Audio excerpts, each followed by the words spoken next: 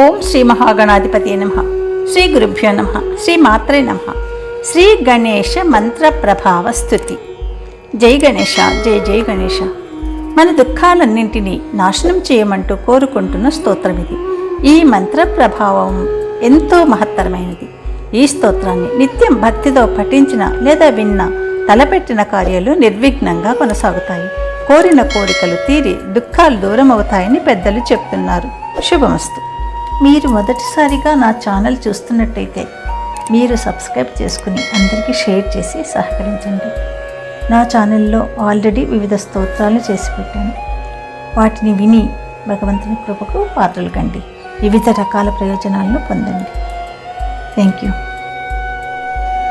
శ్రీ గణేశ మంత్ర ప్రభావ స్తుతి.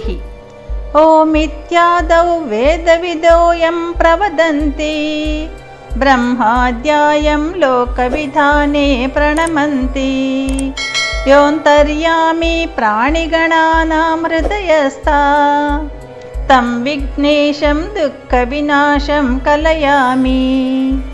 గంగా గౌరీ శంకర సంతోషక వృత్తం గంధర్వాళీ గీతచరిత్రం సుపవిత్రం యో దేవానామధిరానిధి గర్జగదీశ తం విఘ్నేశం దుఃఖ వినాశం కలయామి. గచ్చేత్ సిద్ధిం యన్మనుజాపి కార్యాణాం గంతాపారం సంస్మృతి సింధోర్యద్వేత్తా గర్వగ్రంథేర్యకిల భేత్తా గణరాజః తం విఘ్నేశం దుఃఖ వినాశం కలయామి. తన్యేత్యుచ్చర్వణజమాదౌ పూజార్థం యద్యంత్రాంత పశ్చిమకోణే నిర్దిష్టం బీజం ధ్యాతు పుష్టిమాధ్వరణవాక్యైః తం విఘ్నేశం దుఃఖ వినాశం కలయామి. పద్భ్యాం పద్మశ్రీమదహృద్భ్యాం ప్రత్యూషే మూలాధారౌ భూరుహ భాస్వద్భానుభ్యాం యోగీ యస్య ప్రత్యహమజపార్పణదక్షః తం విఘ్నేశం దుఃఖ వినాశం కలయామి.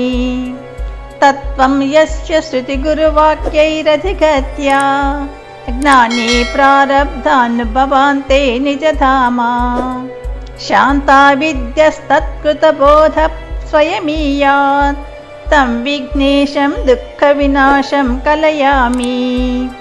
ఏ ఏ భోగా లోకహితార్థా సపుమార్థా ఏ ఏ యోగా సాధ్య సులోకా సుకృతార్థా తే సర్వే శుర్యన్మనుజపతః పురుషాణాం తం విఘ్నేశం దుఃఖ వినాశం కలయామి.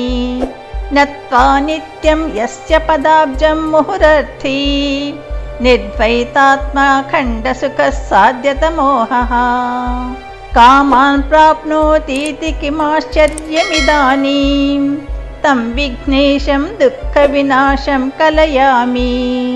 మస్తప్రోద్యచ్చంద్రకిశోరం కరివక్త్రం పుస్తాక్షసక్పాశశృణీస్ఫీతకరాబ్జం శూర్పశ్రోత్రం సుందరగాత్రం శివపుత్రం తం విఘ్నేశం దుఃఖ వినాశం కలయామి.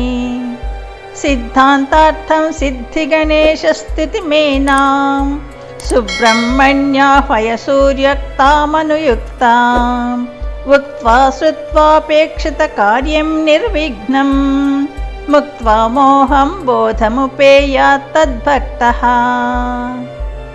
ఇతి శ్రీ సుబ్రహ్మణ్య యోగి కృత శ్రీ గణేశ మంత్ర ప్రభావ స్తుతిః.